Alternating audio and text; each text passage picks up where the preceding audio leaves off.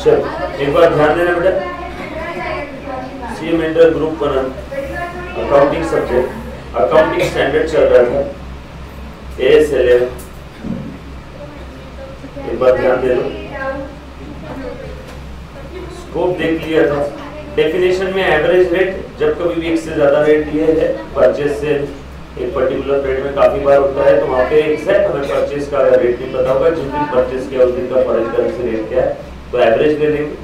Closing rate, balance sheet date का rate, opening rate, opening balance sheet date का rate, exchange difference, Indian currency या reporting currency और foreign currency का rate का difference, exchange rate जिस rate पे convert करेंगे, फेयर वैल्यू।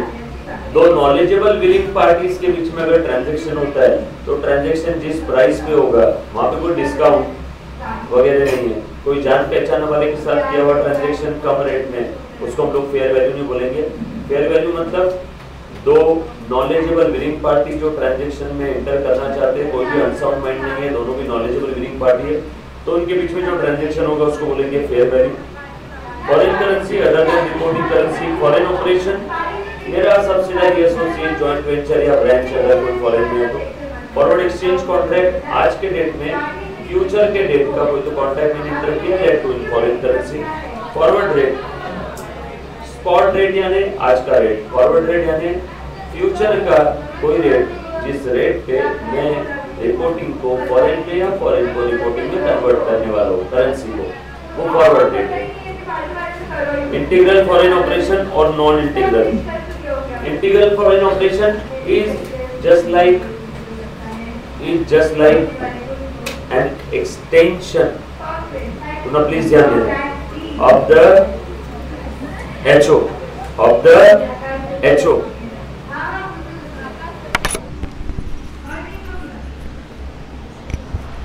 ध्यान देना बेटा, कुछ डेफिनेशंस हमने देखा है, AS11 चल रहा था। उसके बाद मॉनिटरी आइटम्स की अगर मैं बात करूं तो ऐसे आइटम जिसको मैं अगर रियलाइज कर लूं तो एग्जैक्ट कितना आएगा या पे करूं तो एग्जैक्ट कितना देना है, जैसे डेटर मॉनिटरी आइटम, मालूम है कितना पैसा आएगा, cash bank balance monetary item, bill payable monetary, creditors monetary. But वही फिक्स एसेट की अगर मैं बात करूं तो बेच के कितना आएगा मुझे नहीं मालूम, वो नॉन मॉनिटरी आइटम है।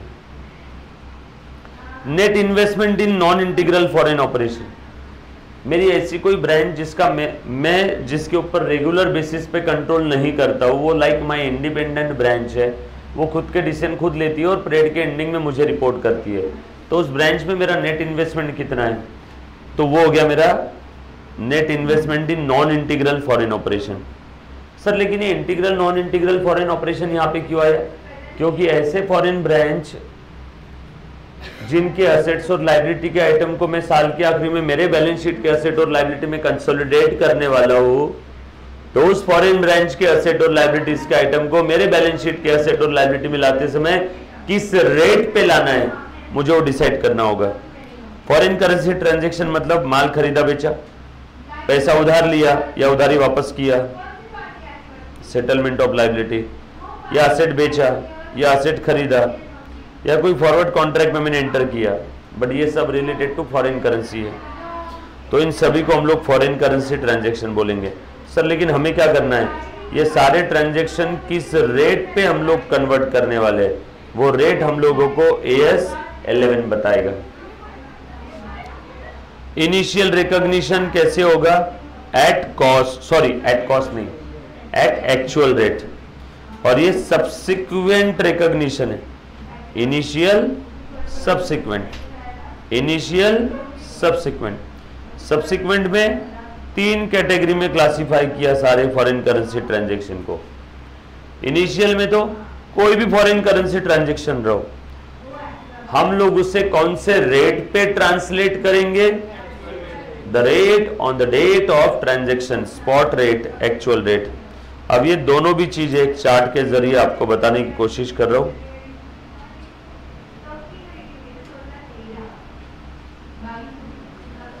रिकॉग्निशन मतलब बुक्स ऑफ अकाउंट्स में रिकॉग्नाइज करना।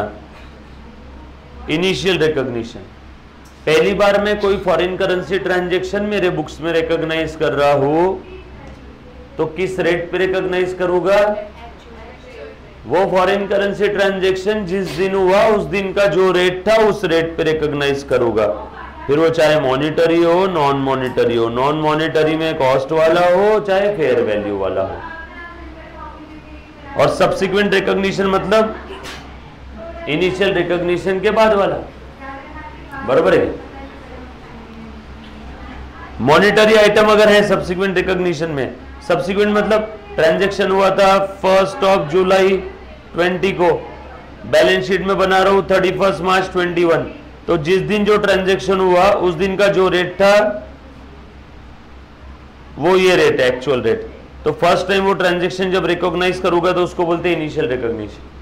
अब ये ट्रांजैक्शन की वजह से असेट और लायबिलिटी पे इंपैक्ट आया होगा, तो ये मेरी बैलेंस शीट में 31 मार्च 21 को मुझे रिकॉग्नाइज करना पड़ेगा कि नहीं, तो ये है मेरा सब्सिक्वेंट रिकॉग्निशन। मॉनिटरी आइटम है तो closing rate, non monetary item है तो उसमें भी दो बातें हो सकती है। ऐसा नॉन मॉनिटरी आइटम जो हिस्टोरिक कॉस्ट पे हमने बुक्स में रिकॉर्ड किया था, या ऐसा नॉन मॉनिटरी आइटम जो हमने बुक्स में फेयर वैल्यू पे रिकॉर्ड किया। ऐसा नॉन मॉनिटरी आइटम जो बुक्स पे हिस्टोरिक कॉस्ट पे रिकॉग्नाइज किया था वो एक्चुअल रेट पे दिखा देंगे। या फिर कोई नॉन मॉनिटरी आइटम है जिस दिन मैंने खरीदा था उस दिन तो एक्चुअल रेट पे मैंने रिकॉर्ड भी कर दिया था, बुक्स में भी ले लिया था, उसके बाद उसको रीवैल्यू किया, तो अब वो नॉन मॉनिटरी आइटम मेरे बुक्स में, अब वो नॉन मॉनिटरी आइटम कर सकते हैं, अब वो नॉन मॉनिटरी आइटम मेरे बुक्स में कौन से वैल्यू पे दिख रहा है, फेयर वैल्यू पे। तो ऐसा नॉन मॉनिटरी आइटम जो मेरे बुक्स में फेयर वैल्यू पे दिख रहा है, उस नॉन मॉनिटरी आइटम को बैलेंस शीट में कौन से रेट पे लेके आना है। अब तो मेरे पास दो रेट है। फर्स्ट टाइम जब वो नॉन मॉनिटरी आइटम खरीदा होगा तो एक हिस्टोरिक कॉस्ट वाला रेट होगा और एक फेयर वैल्यू वाला होगा, और आज मैं बैलेंस शीट बना रहा हूं तो इस रेट पे या इस रेट पे जिस दिन मैंने रीवैल्यू किया था। यस और नो, अच्छे से ध्यान देना। नाउ अब आपने बता तो दिया initial recognition, actual rate, balance sheet date पे रिकॉग्निशन, कभी कभी क्लोजिंग रेट, कभी कभी एक्चुअल रेट, कभी कभी रीवैल्यू जिस दिन किया था वो रेट। 3 रेट आ गए ना मेरे पास। अब एक्चुअल रेट, एक्चुअल रेट ये पहला, क्लोजिंग रेट दूसरा, और जिस दिन रिवैल्यू किया था तीसरा। 1 2 3। अब मुझे ये बात बताओ, इनिशियली अलग रेट पे दिखाया, बैलेंस शीट में जब दिखा रहे तब अलग रेट पे दिखा रहे हो, अरे रेट में फर्क आएगा कि नहीं। तो बस वही फर्क का अगला पॉइंट है, उसको बोलते हैं डिफरेंस। क्या बोलते हैं बोल, डिफरेंस।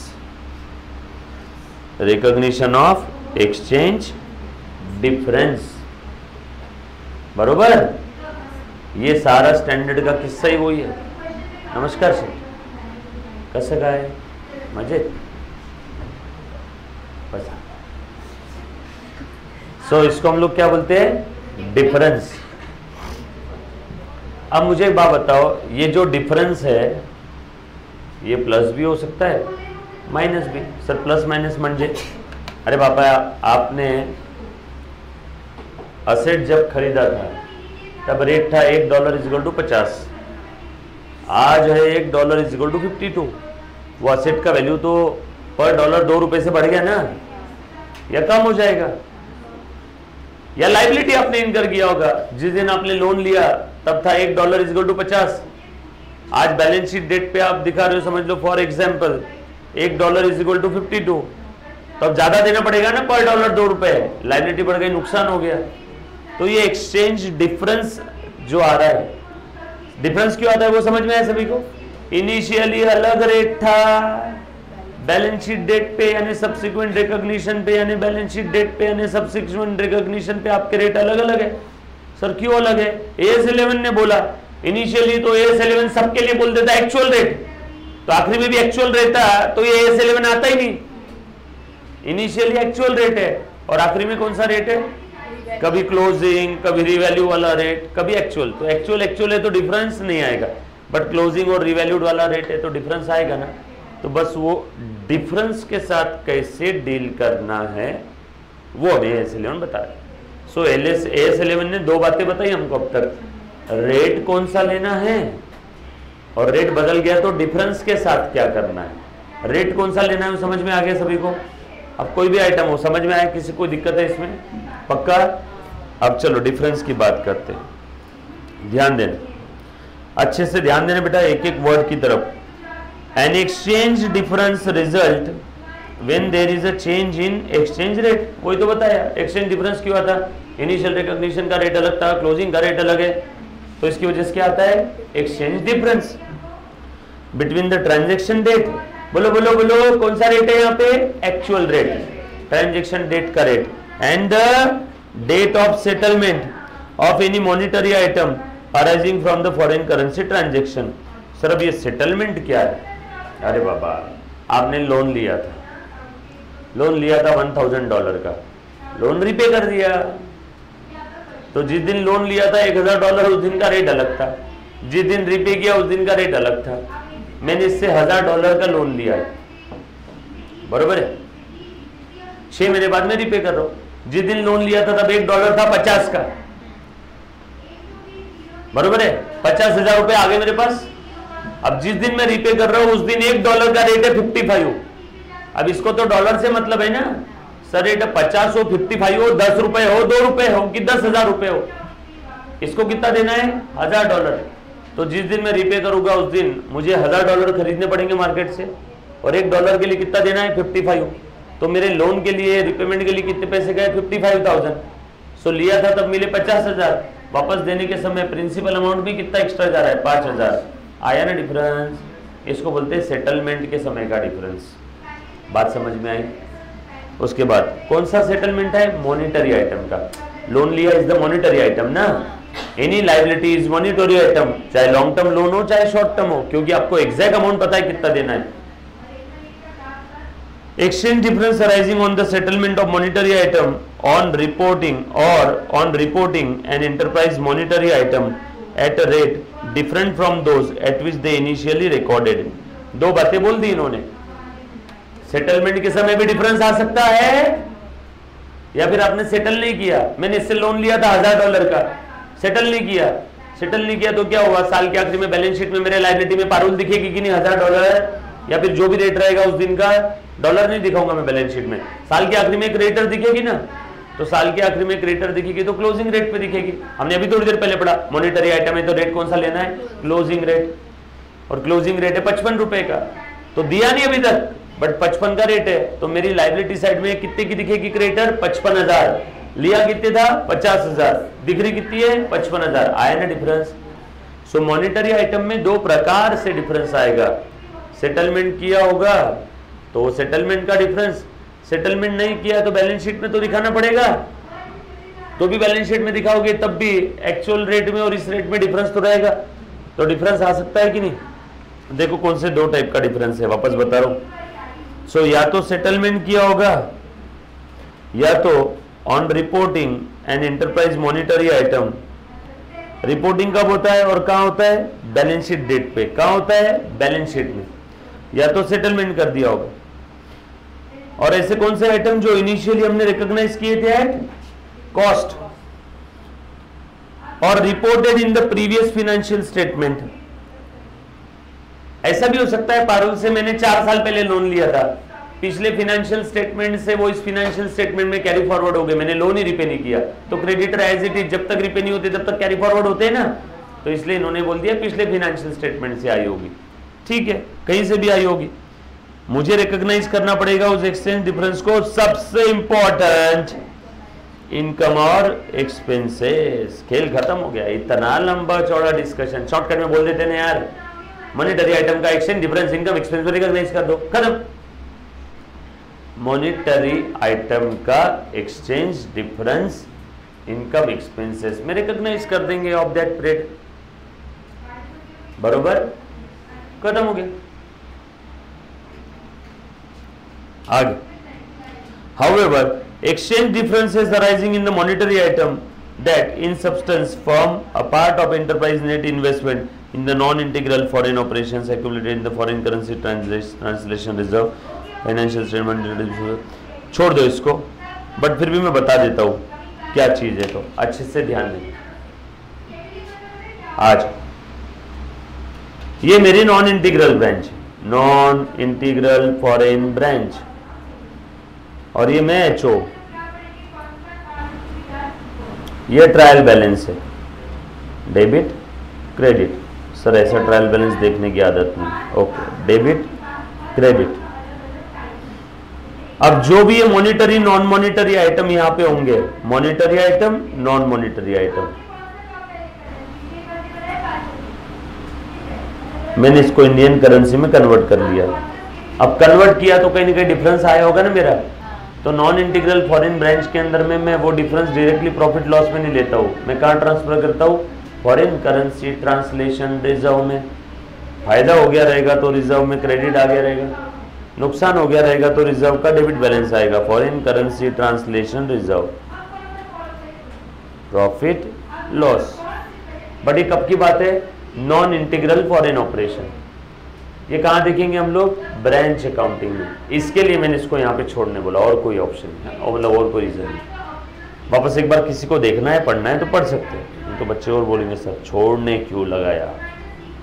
आज क्या बोल रहा है बेटा, जो भी एक्सचेंज डिफरेंस रहेगा फॉरेन इंटीग्रल, कौन सा है बेटा, from the foreign non integral foreign operation accumulated in foreign currency translation reserve। कहां पे accumulate करना है, फॉरेन करेंसी ट्रांसलेशन रिजर्व में। सर नॉन इंटीग्रल का ही करना है ना, इंटीग्रल का नहीं करना है। नो, इंटीग्रल का तो डेली बेसिस पे हम लोग हमारे बुक्स में रिकॉर्डिंग कर लेते हैं। Non integral is like independent branch, कहां देखेंगे, ब्रांच अकाउंट में। सो इतना ध्यान रख लेना, नॉन इंटीग्रल फॉरेन ऑपरेशन है, इंडिपेंडेंट ब्रांच है, तो जो भी एक्सचेंज डिफरेंस आएगा वो एफसीटीएल में चला जाएगा। यस सर, इसका एसेस हम लोगों को यहां पे प्रैक्टिकल क्वेश्चन सॉल्व करने के लिए कोई काम नहीं। When the transaction is settled with in the same accounting period, अरे पारुल से मैंने इसी पीरियड में पैसे उधार लिए और बैलेंस शीट के पहले ही रिपे भी कर दिया, सेम अकाउंटिंग पीरियड, बराबर है क्या। All the exchange difference recognise in that period, मैं आगे लिखवा देता हूं P&L में। However, when transaction is settled in a subsequent accounting period, पिछले साल पारुल से लोन लिया था, लंदन की है ये मेम साहब, $1000 लोन लिया था, पिछले साल लिया था, इस पीरियड में मैंने पेमेंट किया है। अब अच्छे से ध्यान देना, करना क्या है। When the transaction is settled in a subsequent accounting period, the exchange difference recognized in each intervening period up to the period of settlement is determined by the change in exchange rate during that period। नहीं समझा sir, कैसे समझेगा, मैंने समझा है कहाँ अभी तक।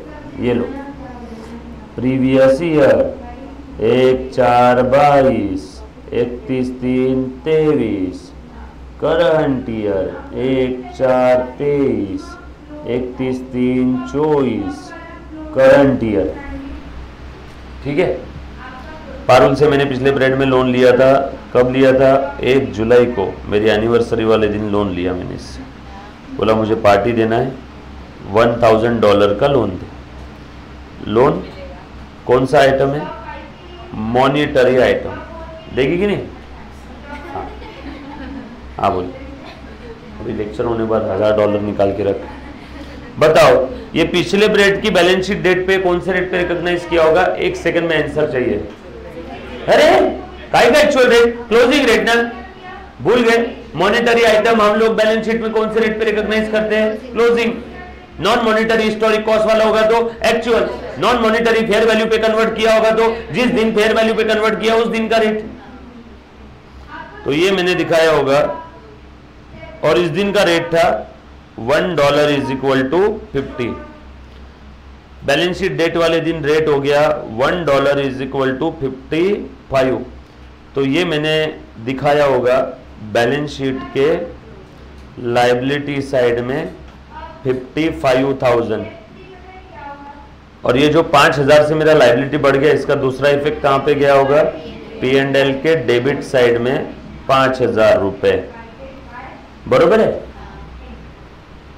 पिछले पीरियड में लोन लिया था, इस पीरियड में दे रहा हूं, ऐसे लिखा है ना केस में, अब इस पीरियड में दे रहा हूं। मैंने इस पीरियड में अगेन 1 जुलाई को पारुल को दे दी, इस दिन का रेट था। अब मेरे बैलेंस शीट में ओपनिंग में कितने पे आया होगा लाइबिलिटी हो, 55 पे ना, बराबर। जिस दिन मैंने दिया उस दिन का रेट था $1 इज इक्वल टू 62। पारुल को तो $1000 से मतलब है। अब वो $1 कितने का भी मिलो उसे कितना देना है, $1000। तो मैंने $1000 खरीदे, कितने में खरीदे मैंने, 62,000। पारुल से लोन लिया था तब मेरे को कितने पैसे मिले थे, 50,000 रुपए। वापस कितने कर रहा हूं, 62। यहाँ पे लॉस देखने वाले को लग रहा होगा 12,000 का हुआ, बट नो, लॉस सिर्फ 7,000 का हुआ। क्यों, 5,000 का लॉस ऑलरेडी पिछले पीरियड में रिकॉग्नाइज कर दिया है, बरोबर ना। सो पिछले पीरियड के एंडिंग में लायबिलिटी थी 55 की जगह कितना देना है, 62। सो लॉस कितने का रिकॉग्नाइज करूंगा इस पीरियड में, 7। बस वही यहाँ पे लिखा हुआ है, कितने का लॉस रिकॉग्नाइज करूंगा, 7,000 का ओनली। यस और चलो आगे, ये लिखना है तो लिख सकते हो।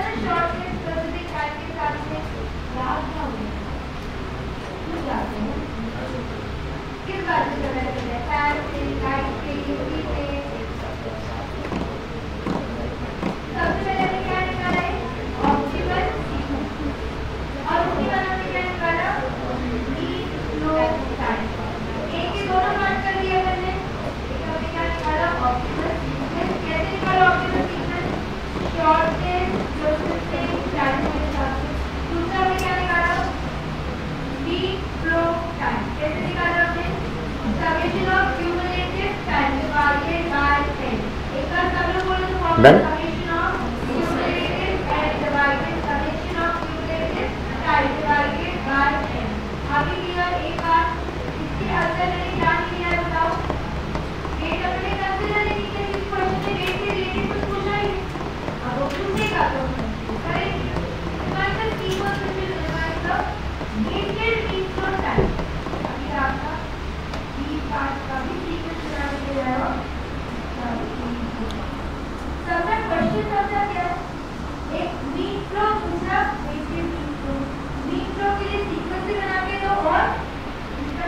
डन। आज नहीं लिखा तो मैं तो पूछा, आप बोले हाँ। अच्छा सॉरी, लिखो।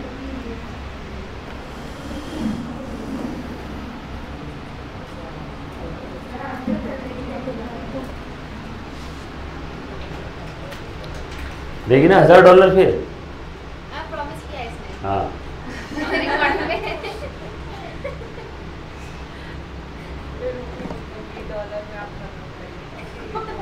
क्या बोली, रुपये में दूंगी, डॉलर में मैं कन्वर्ट कर लूँ। चाहे जितनी रेट पे।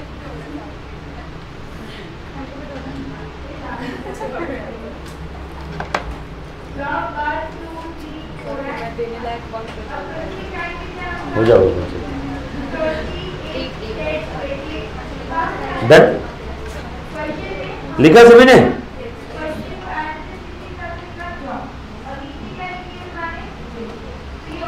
चलो भैया। सो एक्सचेंज डिफरेंस तो मैंने देख लिया, अच्छे से ध्यान देना।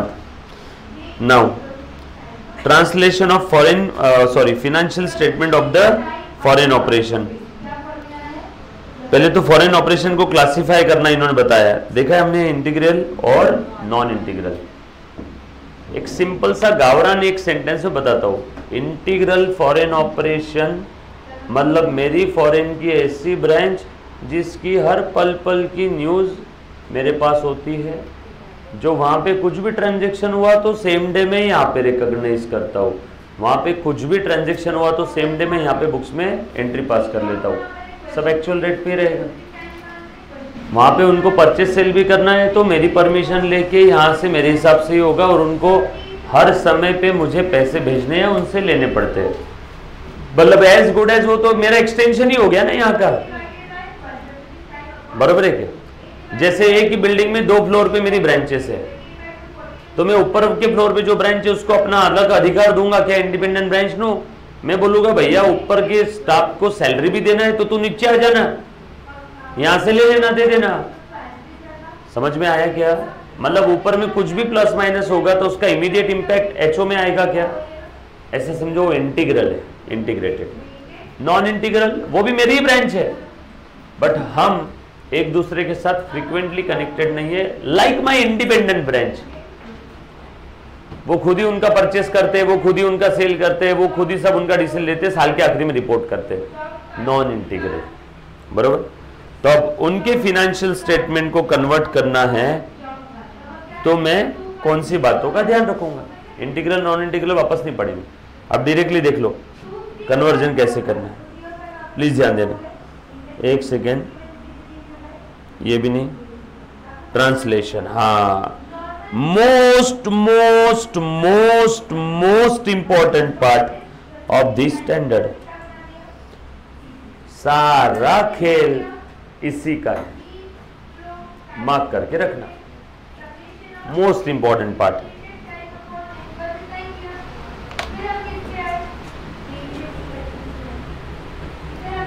डन। चलो वन बाय वन एक एक चीज बता रहा हूं, प्लीज ध्यान देना। Translation of the financial statement of integral foreign operation. Integral foreign operation is like an extension of the reporting entity. Reporting entity HO, HO के business का extension है। There is need to convert all the items of the financial statement। ऐसे convert करना है, ऐसे convert करना है, ऐसे convert करना है, as if, जैसे कि they are of the reporting entity, जैसे वो हमारी ही है। मेरी 2 ब्रांच है, एक ऊपर के फ्लोर पे, एक नीचे के फ्लोर पे, बरोबर है। अब ऊपर के फ्लोर पे कुछ भी होता है तो ऐसे समझो मैं ही कर रहा हूं, integral, integrated. For converting the financial statement of the integral foreign operation कौन सा रेट लेना है? टॉ टॉ टॉ, वो दे दिया AS11 ने, यही है इंपॉर्टेंट। मॉनिटरी आइटम के लिए closing rate, profit loss related कोई आइटम है एवरेज रेट। सर एग्जांपल दो जरा प्रॉफिट लॉस वाले आइटम का, परचेज, सेल, सैलरी, वेजेस, कौन सा रेट रहेगा? Average rate. Non monetary item है, if the carrying amount is valued at historic cost, देखा था क्या हमने? No need to revalue. बताओ मुझे नो नीड टू रिवैल्यू इस वाक्य, इस सेंटेंस का मतलब क्या है? क्योंकि ऑलरेडी वो एक्चुअल रेट पे ही है, और हम लोगों को ऐसे नॉन मॉनिटरी आइटम जो हिस्टोरिक कॉस्ट पे, उनको बैलेंस शीट डेट पे भी कौन से रेट पे लेना है? एक्चुअल रेट पे। लिया भी था initially actual rate, balance sheet date पे भी एक्चुअल रेट, तो काहे के लिए रिवैल्यू कर रहे हो? देखो नो नीड टू रिवैल्यू। लेकिन ऐसे आइटम जो हमने एनआरवी और फेयर वैल्यू पे दिखाए, इनिशियली एक्चुअल रेट था, बाद में रिवैल्यू हुआ, फेयर वैल्यू आ गया, तो बैलेंस शीट डेट पे हम लोगों को फिर से वैल्यू करना है। यहां पे डिफरेंस आ सकता है क्या? The rate on the date of valuation. अरे मैंने जो थोड़ी देर पहले चार्ट बताया था वही है क्या? देखो तो monetary, non monetary, non monetary में 2, ये एक एक्स्ट्रा की चीज आ गई जो चार्ट में नहीं थी, आइटम्स रिलेटेड टू प्रॉफिट और लॉस। अरे आपके इनकम एक्सपेंस वाले आइटम, इनकम एक्सपेंस वाले आइटम कौन से रेट पे लेना है? एवरेज। लॉजिक क्या है उसके पीछे का? अब ये साल में 50 बार इनकम हुआ, 50 बार खर्चे हुए, 50 बार अलग अलग रेट थोड़ी लेंगे, अब एवरेज रेट। और नॉन इंटीग्रल फॉरेन ऑपरेशन है, असेट्स और liability both monetary and non monetary item of the non integral foreign operation. खेल खत्म, कितना प्यारा है देखो ये नॉन इंटीग्रल, सबके लिए क्लोजिंग रेट, मॉनिटरी आइटम हो चाहे नॉन मॉनिटरी, कोई एक्चुअल रेट वगैरह नहीं है, सर क्यों एक्चुअल रेट नहीं है? अरे मैंने पहले तो बता दिया था, हमारा उनका डायरेक्ट कनेक्शन ही नहीं है, साल के आखिरी में एक बार वो रिपोर्ट करता है, बाकी वो हमारे टच में नहीं रहता है, लाइक इंडिपेंडेंट ब्रांच। बरोबर है?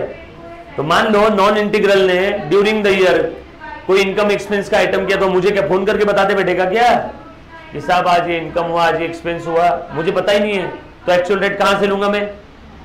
इसीलिए directly at the year end date हम लोग कौन से रेट पे कन्वर्ट कर देंगे? जब उससे एक साथ पूरा डेटा आएगा आखिरी में, तो क्लोजिंग रेट। बरोबर? Income and expenses of the items of income expense item of the non-integral foreign operation should be translated at the exchange rate at the date of transaction। Sir ये real life में possible नहीं है, लिख लेना,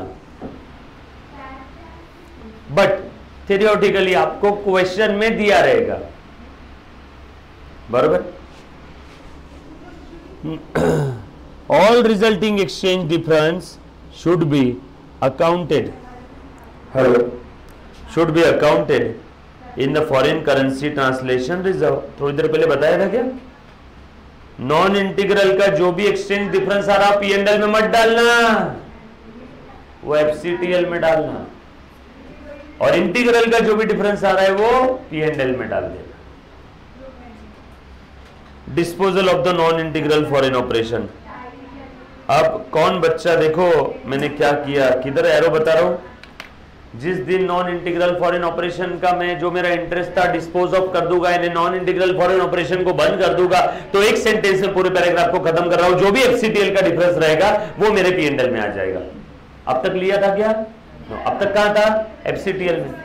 जिस दिन dispose of कर दूंगा तो जो भी फॉरेन करेंसी ट्रांसलेशन रिजर्व का बैलेंस होगा वो मैं मेरे इनकम एक्सपेंसेस में ले लूंगा। That's it. इंटीग्रल का तो डेली बेसिस पे आ ही रहा है, नॉन इंटीग्रल का इकट्ठा करेंगे, और जिस दिन डिस्पोज ऑफ कर दूंगा नॉन इंटीग्रल का इंटरेस्ट मेरा, सर डिस्पोज ऑफ कर दूंगा मतलब अब वो मेरी ब्रांच नहीं रही, मैंने वहां से मेरा इंटरेस्ट निकाल लिया, वहां पे जो भी मेरा इन्वेस्टमेंट था विड्रॉ कर लिया, तो फॉरेन करेंसी ट्रांसलेशन रिजर्व का जो भी बैलेंस रहेगा वो मैं मेरे इनकम एक्सपेंस में ट्रांसफर करूंगा। बरोबर? Change in the classification of the foreign operation. Change कर सकते हैं क्या? पहले इंटीग्रल था, फिर मैंने बोल दिया भाई रोज की कट कट नको, अब आज से तू नॉन इंटीग्रल, या पहले नॉन इंटीग्रल था मैंने उसको कन्वर्ट कर दिया इंटीग्रल में। तो when there is a change in classification the translation procedure applicable to the revised classification should be applied from the date of the change in classification। एक वर्ड में लिखो प्रोस्पेक्टिव। क्या बोलेंगे? बोलो बेटा, प्रोस्पेक्टिव। रेट्रोस्पेक्टिव इफेक्ट नहीं है। अब तक नॉन इंटीग्रल था, अब आज से मुन्ना ध्यान दे, चल इधर ध्यान दे, अब तक नॉन इंटीग्रल फॉरेन ऑपरेशन था, आज से क्या है? हाँ मैं मानता हूँ थोड़ा सा स्टैंडर्ड टेक्निकल है, और इंस्टीट्यूट ने भी इसमें एक भी यहाँ पे जगह पे ना हमें कोई प्रैक्टिकल क्वेश्चन दिया चेंज का, हर कॉन्सेप्ट का देना चाहिए था ना, नहीं दिया है, मजबूरी है ना।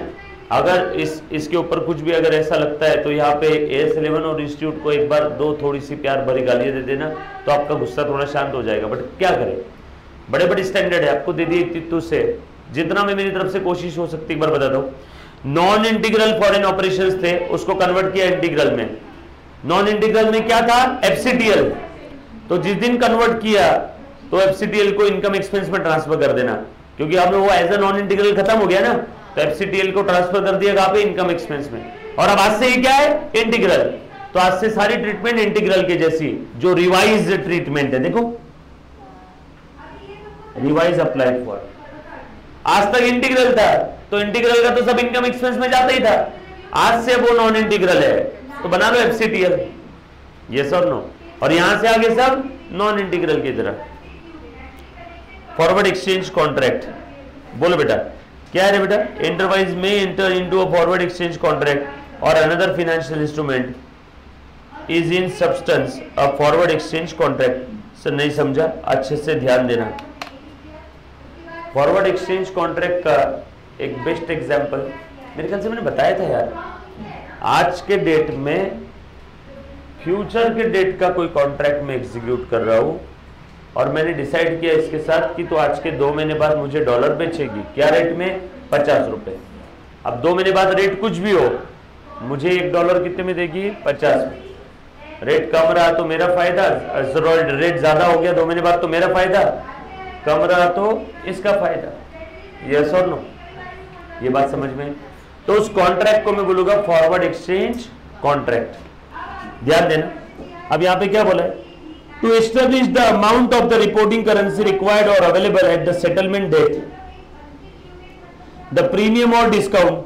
स्ट्रेट वे एक काम करना है, इस प्रीमियम और डिस्काउंट को एक काम करो, शॉर्टकट बताता हूं, यहां पे ज्यादा डिटेल में मत करो। फॉरवर्ड एक्सचेंज कॉन्ट्रैक्ट का जो भी डिफरेंस है ना, ट्रांसफर कर दो इनकम और एक्सपेंस में, ट्रांसफर कर दो इनकम और एक्सपेंस, दैट्स इट। बस लिख लो इतना।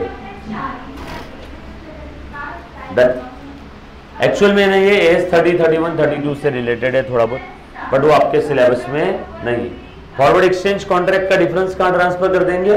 इनकम और एक्सपेंस में। डिस्क्लोजर भाई साहब लिखो, theory question important. Theory question में आता है क्या डिस्क्लोजर?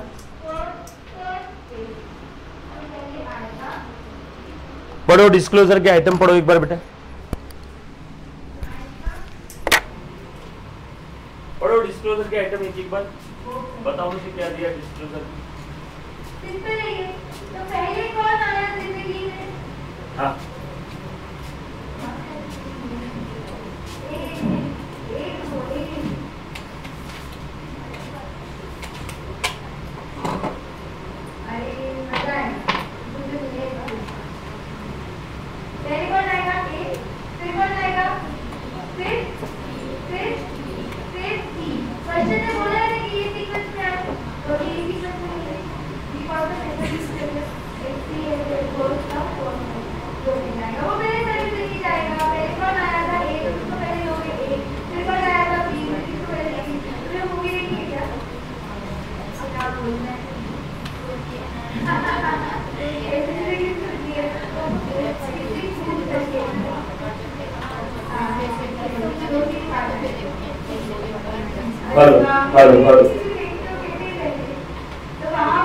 आज चलो डिस्क्लोजर बता देता हूं, ध्यान दें।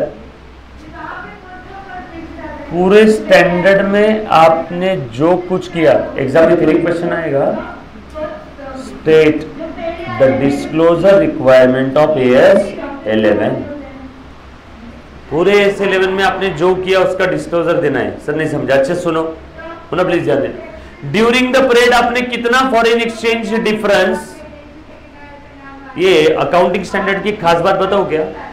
अकाउंटिंग स्टैंडर्ड्स उस बच्चे को बहुत ज्यादा अच्छे से समझते हैं जो क्लास में 100% नहीं 1000% कॉन्सेंट्रेट करता है। अब है स्टैंडर्ड्स टेक्निकल चीज है, स्टैंडर्ड मतलब ऐसा नहीं है कि कैश आई माल बेचा, कैश टू सेल, ओ वाह, और अब आधा घंटा ध्यान देने की जरूरत नहीं है। आधे घंटे बाद भी वापस आप अगर जगह पे आओगे तब भी आपको जो मैं बता रहा हूं समझ में आएगा, लेकिन स्टैंडर्ड ऐसे नहीं है। स्टैंडर्ड में लगता है continuous attention, that too with 1000%। 100% से काम नहीं होता, यहाँ पे 1000% ध्यान देना पड़ेगा। और दूसरा, जो स्टैंडर्ड जिस दिन पढ़ा है सेम डे घर जाकर के उसको चारों पांचों एंगल से सोचना पड़ेगा, बरोबर है क्या? ये स्टैंडर्ड के अंदर ये जो स्टैंडर्ड्स में बच्चों को तकलीफ आती है, सबका रोना यही है, क्योंकि बच्चों ने घर पे अगर नहीं पढ़ा, बच्चा अगर ये सोचेगा, देखो जैसे मैं आइंस्टाइन का आपको फॉर्मूला एक्सप्लेन कर दूं, E=mc² कैसे आया, हार्डली 10 लाख में से एक आध इंसान को समझ में आएगा। और अगर वो समझ में भी आया तो सिर्फ जितनी देर एक्सप्लेन करोगे उतनी देर तक, घर पे जाने के बाद अगर उसने फिर से रिवाइज नहीं किया तो भूल जाएगा अगले दिन। तो सेम वैसे ही स्टैंडर्ड ही है। ये स्टैंडर्ड आते क्यों है बताओ तो जरा। अगर कोई इजी चीज रहती तो उसके लिए स्टैंडर्ड आता ही नहीं। स्टैंडर्ड आया क्यों, इसकी पैदा होने की वजह क्या है? कुछ तो ऐसी ट्रीटमेंट है जहां पे लोगों को तकलीफ है, वहीं पे स्टैंडर्ड आते हैं ना, यस और नो। मतलब ये स्टैंडर्ड डिफिकल्ट एरिया के ऊपर ही आते हैं, तो यहाँ पे उम्मीद नहीं रखना ये स्टैंडर्ड एकदम हर बार इजी रहेगी। और सेम डे घर पे जाके पढ़ना। यहाँ पे मैं आपको सारी चीजें एक्सप्लेन करूंगा जो आपके एग्जाम ओरिएंटेड है, जो आपके सिलेबस ओरिएंटेड है, बट सेम डे घर जाके रीड करने की जिम्मेदारी आपकी। है ना। ये ऐसा मैं नहीं बोलता, आप स्टैंडर्ड कहीं से भी कैसे भी देख लो, है ना। आपके पास में हजारों ऑप्शन है स्टैंडर्ड्स पढ़ने और देखने के लिए, आपको शायद ये मेरी चीज तब रियलाइज होगी, बरोबर। सो एक बार अच्छे से ध्यान देना। अभी स्टैंडर्ड का डिस्क्लोजर क्या है, ड्यूरिंग द पीरियड कितना एक्सचेंज डिफरेंस आपने प्रॉफिट एंड लॉस में दिखाया। ड्यूरिंग द पीरियड किसका, इंटीग्रल का होगा तो, या मॉनिटरी आइटम होंगे नॉर्मल, बरोबर है ना। फॉरेन ऑपरेशन है ना, फॉरवर्ड कॉन्ट्रैक्ट है, नॉर्मल आपके फॉरेन करेंसी ट्रांजैक्शन है, तो उसका भी ड्यूरिंग द पीरियड कितना। हमारे पास तीन चीजें नहीं स्टैंडर्ड में, foreign currency transaction, foreign operation, forward contract. बोलो कौन सी तीन चीजें। अरे भूल गए क्या स्टैंडर्ड, जब हमने पढ़ना स्टार्ट किया था स्टैंडर्ड का स्कोप तीन ही आइटम में तो है, फॉरेन करेंसी ट्रांजैक्शन, पारुल से पैसा उधार लिया दिया, foreign operation integral non integral, और फॉरवर्ड कॉन्ट्रैक्ट आज के डेट में फ्यूचर के डेट का कॉन्ट्रैक्ट कर लिया। तो ये तीनों में जो फॉरेन एक्सचेंज डिफरेंस है वो डिफरेंस दो ही जगह पे जाएगा, या तो एफसीटीएल या तो पीएनएल, इनकम एक्सपेंस। तो ड्यूरिंग द पीरियड कितना एफसीटीएल में गया, कितना पीएनएल में गया, ये डिस्क्लोज करो। अब समझ में आया पहले दो। तीसरा डिस्क्लोजर, ड्यूरिंग द पीरियड अगर आपने इंटीग्रल को नॉन इंटीग्रल बनाया, क्या बनाया, इंटीग्रल को नॉन इंटीग्रल, क्यों बनाया, क्या रीजन है, उसका मॉनिटरी टर्म्स में इंपैक्ट कितना हुआ। इंटीग्रल को नॉन इंटीग्रल बनाया तो एफसीटीएल में अभी कितना बैलेंस है, जिस दिन कन्वर्ट किया था उस दिन से लेके बैलेंस शीट डेट तक कुछ तो बैलेंस आया होगा ना एफसीटीएल में, वो। चौथा, नॉन इंटीग्रल को इंटीग्रल बनाया, क्यों बनाया, कितना डिफरेंस है। नॉन इंटीग्रल को इंटीग्रल में कन्वर्ट किया मतलब ऑलरेडी नॉन इंटीग्रल में एफसीटीएल होगा, तो एफसीटीएल में बैलेंस कितना था, उसकी ट्रीटमेंट क्या थी। कुछ बात समझ में आ रहा है क्या, जो जो हमने किया बस वही सारी चीज यहाँ पे डिस्क्लोजर में। ये एक्सचेंज डिफरेंस जो पीएनएल में दिखाया, नेट एक्सचेंज डिफरेंस जो एफसीटीएल में आया, फिर आपने कन्वर्ट किया, nature of change, reason for change, impact of change, impact on profit और लॉस, शेयर होल्डर्स फंड्स पे क्या इंपैक्ट और प्रॉफिट और लॉस पे। ट्रांजिशनल प्रोविजन आपको नहीं है सर, क्यों, ये स्टैंडर्ड कब से एप्लीकेबल है। ट्रांजिशनल प्रोविजन कब आती है बेटा, बताओ बताओ। जब पहली बार कोई स्टैंडर्ड आता है जीवन में तो पुराना भी कुछ ना कुछ होगा ना, तो पुराने से नया पहली बार आ रहा है तो उस समय जो एडजस्टमेंट रहती है हम लोग उस समय बनाते हैं ट्रांजिशनल प्रोविजन। बट ये स्टैंडर्ड आके काफी समय हो गया, आपके मॉड्यूल में अपडेट नहीं किया है। ट्रांजिशनल प्रोविजन कब अप्लीकेबल रहती है, जब फर्स्ट टाइम स्टैंडर्ड आता है, बराबर। कंपेरेटिव, इंड एएस 21 और एएस 11। इंड एएस 21 भी क्या है, अब कंपैरिजन है तो डेफिनेटली वो भी फॉरेन एक्सचेंज डिफरेंस से रिलेटेड ही होगा। क्या बोलता है, ए भगवान थैंक यू। इंड एएस 21 में दो ही आइटम कवर्ड है, फॉरेन करेंसी ट्रांजैक्शन और फॉरेन ऑपरेशन। यहाँ कितने आइटम कवर्ड है, foreign currency transaction, foreign operation और forward contract. Accounting of foreign operation is based on the functional currency approach. Functional जो रिपोर्टिंग करेंसी है, foreign operation is based on the integral and non integral approach. भाई साहब मतलब देखो Ind AS 21 कितना आसान है यार, इंटीग्रल नॉन इंटीग्रल चूल्हे में गया। जो हमारी फंक्शनल करेंसी अप्रोच है, मतलब हर ऑपरेशन इंटीग्रल ऐसे ही सोच के कर रहे हैं। हमारी एएस में तंटे, एक इंटीग्रल और दूसरा non integral, no specific guidance. और यहाँ पे तो बहुत सारे गाइडेंसेस भी दिए इन्होंने। Presentation currency could be different from local, but यहाँ पे हर बार क्या रहेगी, रुपी। अरे एस लोकल स्टैंडर्ड है तो हमारे लिए प्रेजेंटेशन करेंसी यहाँ पे रुपी रहेगी एस में, लेकिन इंड एस में प्रेजेंटेशन करेंसी अलग अलग भी हो सकती है। क्यों, क्योंकि वो ग्लोबल स्टैंडर्ड है। चलो बच्चा लोग जवाब दो। Illustration 7, during the financial year 21-22। अब मैं आपसे सवाल पूछ रहा हूं, प्लीज आपने जवाब देना है सोच समझ के। आज 21-22 Z limited an e commerce firm entered into a foreign currency transaction, okay, relating to fees for technical services paid to Lucas limited, fees पे किया गया इन्होंने, an Atlanta based organisation in the USA. Okay, हमारी India की एक company है, उसने USA के कोई तो कंपनी को फीस पे किया। The transaction was for $24,000। Actual rate कौन सा था? 7 दिसंबर का। ये है एक्चुअल रेट। सर आपको कैसे समझा? ट्रांजेक्शन डेट 7 दिसंबर है तो एक्चुअल रेट 7 दिसंबर का रहेगा ना।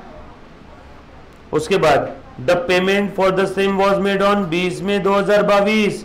ये है सेटलमेंट रेट।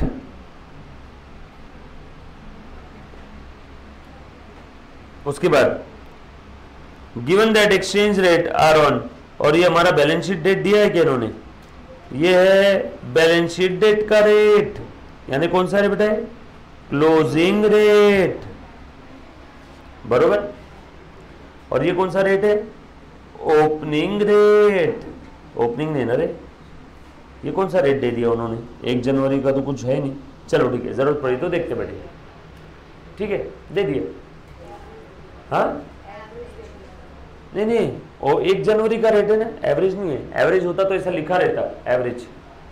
चलो, किससे समझ में आया? हमने फॉरेन की एक कंपनी से सर्विस लिया, उसका टेक्निकल फीस हो गया $24,000। हमने सर्विस लिया था 7 दिसंबर को, हमारा ईयर एंडिंग रेट है 31 मार्च, तो हमें सारे रेट, ओपनिंग क्लोजिंग सारे रेट दे दिए, सेटलमेंट डेट का भी रेट दे दिया। पूछा क्या है? अब आ जाओ, you are required to ascertain the amount at which the transaction would get recognised in the books. सीधा सीधा पूछना, इनिशियल रिकॉग्निशन कैसे होगा? Amount at which the transaction होगी रिकॉग्नाइज्ड, इनिशियल रिकॉग्निशन कैसे होगा? एक्चुअल रेट पे। खत्म हो गया। आपने पहले सवाल का जवाब भी दे दिया। क्यों आपने जल्दी जवाब दिया? क्योंकि 1 घंटे से आप घिस रहे हो स्टैंडर्ड में। इनिशियल रिकॉग्निशन आपको पता है। अब जो बच्चा पहली बार ट्रांजैक्शन पढ़ रहा है उसको ये नहीं मालूम इनिशियल रिकॉग्निशन क्या है। इनिशियल रिकॉग्निशन कौन से रेट पे होता है? कौन से रेट पे? Actual rate. बताओ इनिशियल रिकॉग्निशन कौन से तारीख को होगा? 7 दिसंबर को। कौन सा रेट? Actual rate. उठाओ अपना चाइनीज कैलसी और दबाओ बटन, बताओ। $24,000 7 दिसंबर का रेट क्या था? 68.8। 24,000 मल्टीप्लाइड बाय 68.8 कर मुन्ना, 16,51,000। खेल खत्म। पहले सवाल का जवाब आ गया। चेक करो आया क्या? देखो 16,51,200, बरोबर है। ये आप ही हो जिन्होंने किया है अभी, क्योंकि आपको देखो मतलब सर ये डायरेक्ट बता देते थे ना यार। मैं डायरेक्ट अगर बता देता था ना initial recognition at actual rate, तो आप बोलते सर क्या इनिशियल रिकॉग्निशन, क्या एक्चुअल रेट, क्या डिफरेंस।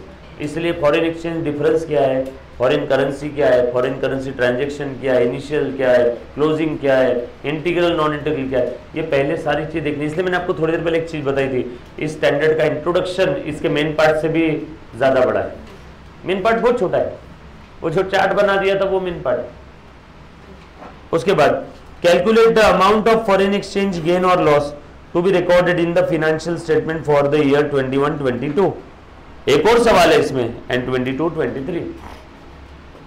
21-22 मतलब ट्रांजैक्शन हुआ 7 दिसंबर 2021 को, पहला ईयर एंड आ गया 31 मार्च 22 को, तो 31 मार्च 22 को कौन से रेट पे दिखाएंगे? वेट, $24,000 ये देना बाकी है क्या? मतलब ये मॉनिटरी आइटम है क्या? सो 31 मार्च 2022 को मॉनिटरी आइटम कौन से रेट पे दिखाएंगे? Very good, closing rate. उठाओ अपना चाइनीज कैलसी, दबाओ बटन। सो बताओ 31 मार्च 22 को क्या रेट कितना दिखेगा? 16 लाख। वेरी गुड, देखो दिख रहा है क्या? और इनिशियली आपने किस पे रिकॉग्नाइज किया था? 1651,200 पे। अरे रे रे रे रे, आपकी लायबिलिटी बढ़ गई रे। 1621,200 से कितनी हो गई? 1690,800। फायदा या नुकसान?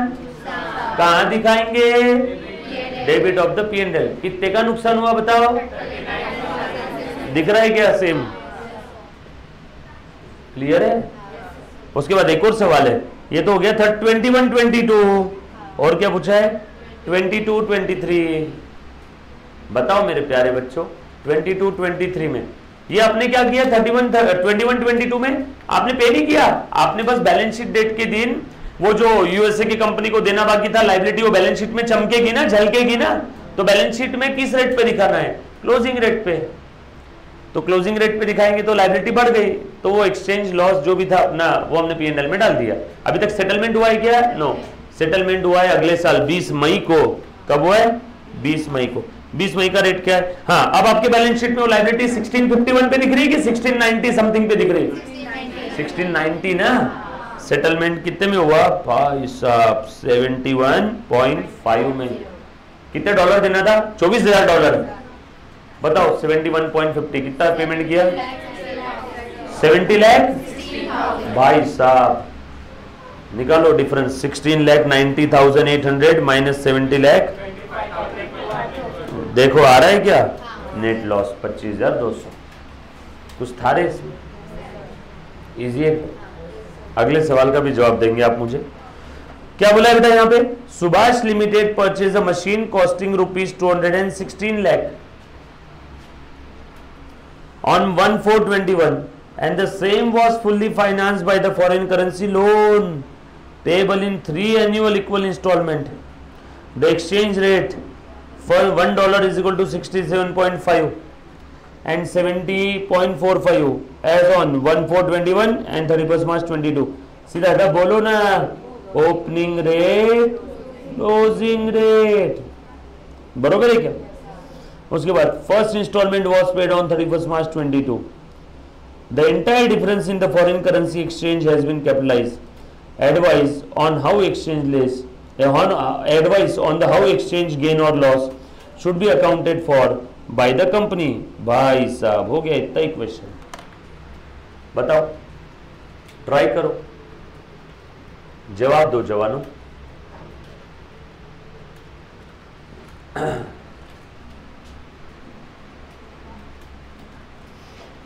आज कौन सा वार है रे? थर्सडे आज? क्या बात कर रहे हो?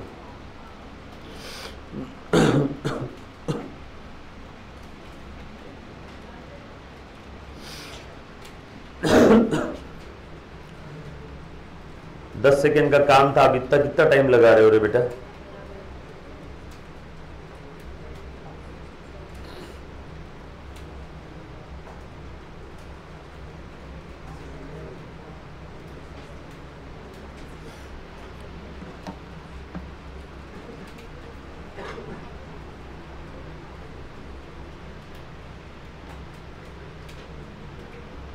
आया आंसर सभी का? आपने फर्स्ट पेमेंट कब किया बेटा बताओ तो जरा? 31 मार्च को। आपने लोन लिया था तब 67.5 के हिसाब से लिया था, रीपेमेंट 70.45 के हिसाब से किया। कितना ज्यादा दिया रे?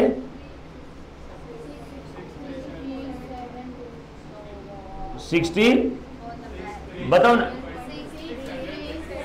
67.5 के कंपैरिजन में दिया 70.45। पर डॉलर कितना एक्स्ट्रा दिया बता दो ना?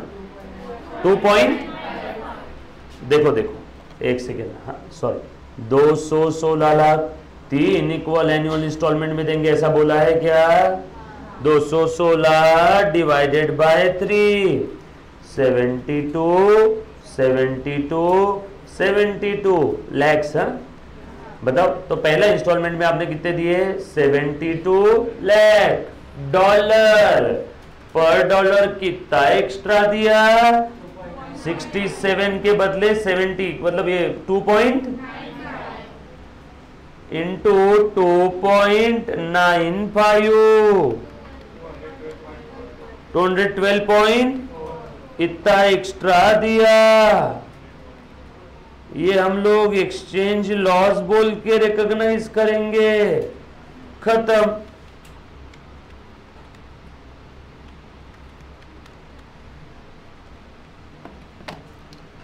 कुछ था रे?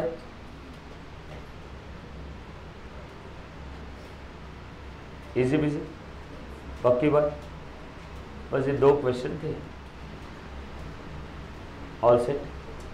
अब एक काम करेंगे सब लोग, एक बार अपना चार्ट निकालो, चार्ट पढ़ो फटाफट से।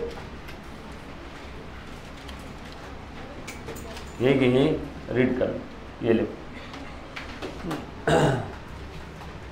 कल का शेड्यूल देख लेता हूँ एक बार।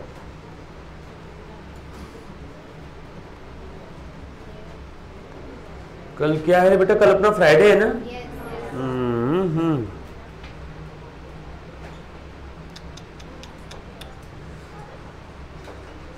कल कितने बजे आ रहे हो आप?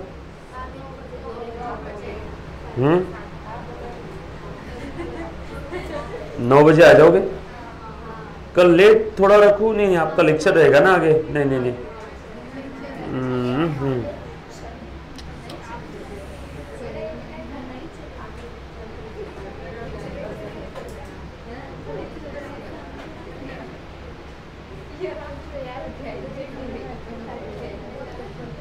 अरे यार,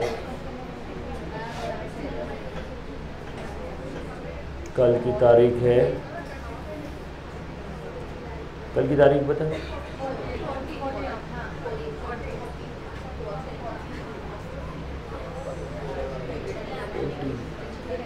पढ़ो पढ़ो, मैं बताता हूँ आपको कैसे क्या रहेगा।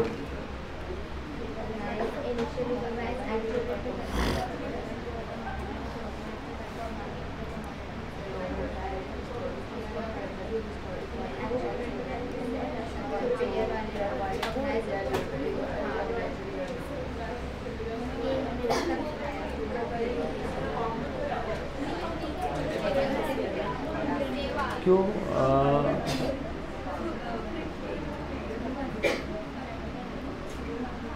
धनतेरस कौन सी तारीख की है? धनतेरस, धनतेरस, धनत्रयोदशी। धनतेरस 24 की है, फिर दिवाली 26 की होगी। धनतेरस 22 की है। All set. हाँ 22 ना। चलो ठीक है, सभी ने चार्ट देख लिया क्या? सिंपल था, एक बार रिवाइज करवा दो बस, वो इंपॉर्टेंट है, मुन्ना ध्यान देना। मॉनिटरी आइटम देखो, इनिशियल रिकॉग्निशन एट कॉस्ट, उसके बाद सारे आइटम, उसके बाद सब्सिक्वेंट रिकॉग्निशन में मॉनिटरी आइटम है closing rate. Non monetary item जो आपने कॉस्ट पे दिखाया था, जैसे अपने अभी वाले एग्जांपल में ये नॉन मॉनिटरी है, मॉनिटरी आइटम है, असेट नॉन मॉनिटरी है। अरे आपने डिफरेंस एक्सचेंज का तो बता दिया, ये मशीन कौन से वैल्यू पे दिखाओगे ये भी बता दो। पूछा नहीं वैसे, हमें तो बस गेन लॉस ही पूछा था। चलो चेक कर लेते आपका नॉलेज कितना है। ये मशीन कौन से वैल्यू पे दिखाएंगे? नॉन मॉनिटरी आइटम है तो ये एक्चुअल रेट पे दिखा देंगे।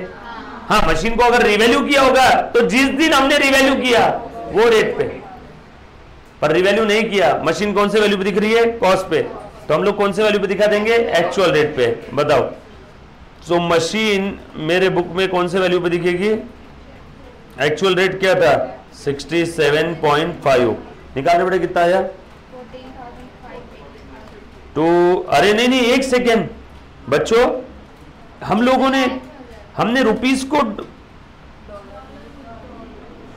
अरे रे रे रे रे रे, ये डॉलर थोड़ी है। सो सॉरी, वापस ध्यान देना। अरे रुपये है ना, क्या कर रहे हो बच्चों? चलो ठीक है, अपना ये लॉजिक सही है, बट ये रुपये है, डॉलर नहीं है। कितने डॉलर का लोन लिया होगा बता रहे मुन्ना? 2 सेकंड कैलसी। 216 lakh divided by 67.5, so 3,20,000 dollar का लोन लिया होगा। है बाबा, इन्होंने रुपये में दिया है, हम लोग डॉलर सोच रहे, डॉलर नहीं है वो, रुपये है। अब इसको डॉलर में कन्वर्ट करो। इन्होंने क्या बोला है? इतने की असेट है इंडियन करेंसी में, और ये पूरा का पूरा क्या लिया हुआ है? लोन। बच्चे 2 मिनट ध्यान दे, 2 सेकंड के लिए सब लोग इधर ध्यान दे दो। कुछ नहीं है, हमारा रूल सेम है, प्रिंसिपल सेम है, सब कुछ सेम है। ये क्या है? रुपी। और ये पूरा का पूरा हमने कैसे फाइनेंस किया? फॉरेन करेंसी में। तो 2,16 लाख रुपी है, ये इंडियन करेंसी में एसेट की वैल्यू है। और ये 2,16 लाख मैंने कहां से लाए? डॉलर से कन्वर्ट किए होंगे। मैंने डॉलर में लोन लिया और उसके बाद कन्वर्ट करके मेरे को रुपये में दिया है 2,16 लाख। तो कितने डॉलर लिए होंगे ताकि 2,16 लाख रुपए आया? 3,20,000 डॉलर। तो इनिशियल रिकॉग्निशन कैसे रहेगा? इनिशियल रिकॉग्निशन एट 216 लाख रुपी। बैलेंस शीट डेट पे भी क्या दिखाएंगे? Eight 216 lakh rupee. बट इसमें से कितना फर्स्ट इंस्टॉलमेंट डेट, अच्छा ये मशीन कितने पे दिखाएंगे उसकी बात चल रही है। भले सारा पेमेंट कर दिया होगा मशीन का, लेकिन मशीन तो बैलेंस शीट में 216 लाख की दिखेगी ना, लेस डिप्रिसिएशन अगर होगा तो। हमें डिप्रिसिएशन का मालूम नहीं, छोड़ दो। बरोबर है। अब यहां पे मुझे लॉस बता दो, एक्सचेंज लॉस कितना आ रहा है। डॉलर कितने लिए थे? 3,20,000। तो यहां पे देखो, यहां पे डॉलर लिखना 3,20,000। कितनी इंस्टॉलमेंट है? 3। बताओ बेटा कितनी इंस्टॉलमेंट है बेटा? 3। करो 3 इंस्टॉलमेंट डिवाइड बाय 3 करना उसको 1 पॉइंट नहीं 3,20,000 डिवाइडेड बाय 3 करो ना 1,06,000। फिर से 1,06,667। फिर से 1,06,667। पहली इंस्टॉलमेंट में कितना एक्स्ट्रा दिया है बेटा आपने? पर डॉलर 2.95 एक्स्ट्रा दिया है क्या? 3,14,600। ये पहली इंस्टॉलमेंट का लॉस है। और ये जो बची हुई दोनों इंस्टॉलमेंट है ये मुझे फ्यूचर में देनी है क्या? ये मेरी लायबिलिटी है क्या? ये मॉनिटरी आइटम है क्या? अरे मुझे एग्जैक्ट पता है ना कितना देना है, तो मॉनिटरी आइटम है। थोड़ी देर पहले तो बताया था लॉन्ग टर्म लोन और शॉर्ट टर्म लोन। ये मेरा मॉनिटरी आइटम है क्या? मॉनिटरी आइटम को भी क्लोजिंग रेट पे कन्वर्ट करो क्या? क्लोजिंग रेट 70.45 है क्या? इसको भी कन्वर्ट करो, दोनों की टोटल करो। 70.45 पे कन्वर्ट करने से अच्छा डायरेक्ट डिफरेंस से मल्टीप्लाई कर दो ना, नहीं तो निकाल लो क्लोजिंग रेट के हिसाब से। चलो कितना आ रहा है?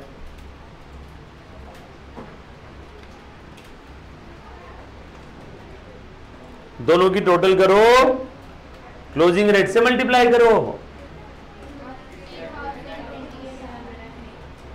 रुको बच्चों ध्यान दे दे, 1 सेकंड ध्यान दे दे बेटा। मुन्ना देख तो जरा 216 लाख, सारी फिगर इन लाख लिखता हूं मैं यहां। एक मशीन खरीदा, इसके लिए लोन लिया फॉरेन करेंसी में। ये मर गया लैपटॉप, हाँ यहां लिखता हूं। 2 मिनट के लिए ध्यान दे देना, 2 मिनट के लिए सिर्फ, इधर उधर ध्यान मत जाने देना। हाँ आज चलिए बेटा, एक मशीन खरीदा है 216 लाख की, इसके लिए फॉरेन करेंसी में लोन लिया। लोन कितने का लिया होगा? 216 लाख डिवाइडेड बाय जिस दिन लोन लिया उस दिन का रेट था 67.5, सो लोन हो गया 3.2 लाख। ये लोन 3 इक्वल इंस्टॉलमेंट में रीपे करना, बरोबर है क्या? अब ये रीपे कब करना है, इसकी डेट दिया है क्या हमें? नो, डायरेक्ट शॉर्टकट कर इस तरीके से बता रहा हूं।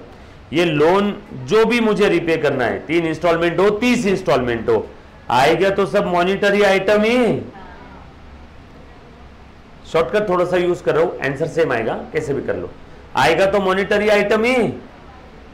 मॉनिटरी आइटम कौन से रेट पे लेना चाहिए? Closing rate.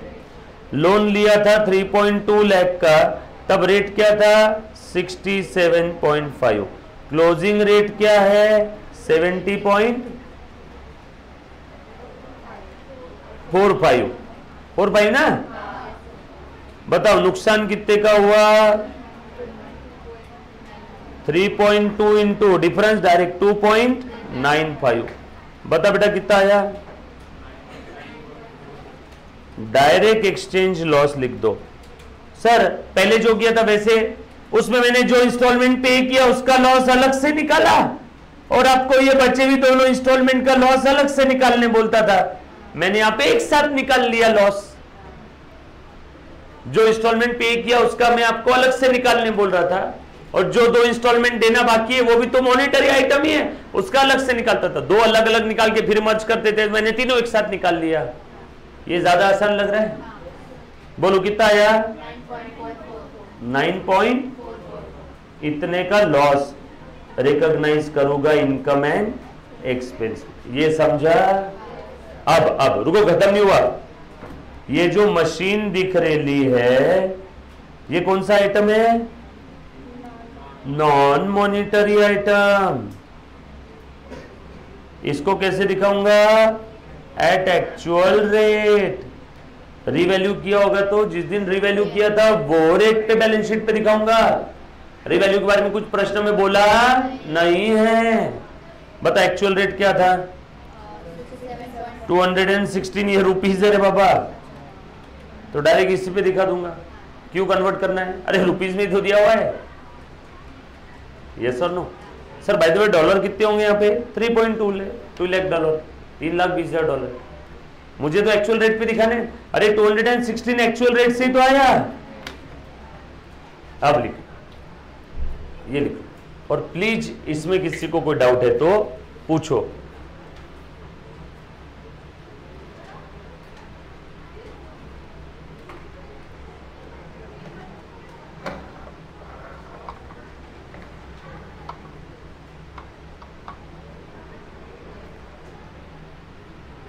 Done?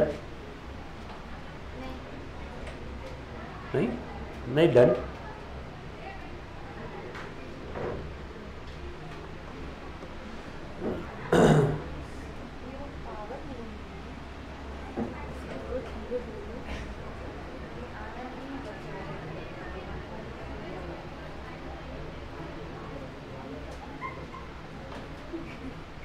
Neat and clean. हाँ वो रुपी में दिया हुआ है ना, डॉलर नहीं है। 216 लाख। आपका मैं व्हाइटनर बचा सकता था अगर मैं उसको डॉलर में कन्वर्ट कर देता तो अपना क्वेश्चन पूरा सही हो जाता था कि 216 लाख क्या डॉलर है। फिर आप बोलते अरे यार मास्टर प्रश्न बदल देता। अरे वैसा नहीं, अभी लिख लिया तो 216 लाख वो रुपीज में दिया हुआ है। लिखा है सभी ने?